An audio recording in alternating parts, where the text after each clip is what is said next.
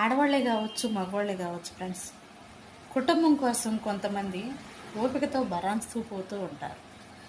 అభిమానాన్ని చంపుకొని నువ్వంటే ఇష్టమైన వాళ్ళ కోసం ఎవరు కూడా తలదించుకొని జీవించరు.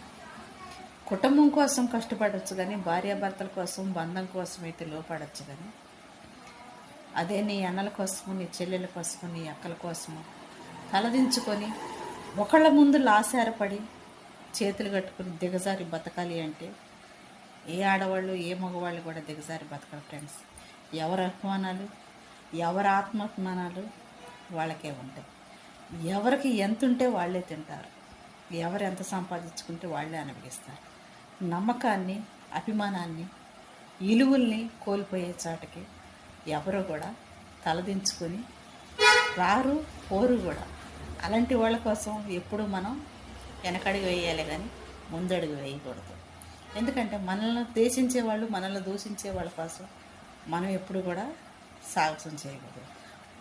నీకు మంచి వాళ్ళే కావచ్చు, నీకు నీ వాళ్ళే కావచ్చు, నిన్ను ఆదరించే వాళ్ళు కావచ్చు, నువ్వంటే నచ్చని వాళ్ళు ఉంటారు, నువ్వంటే నచ్చేవాళ్ళు ఉంటారు. కుటుంబంలోనే అందరూ నచ్చాలని ఉండదు.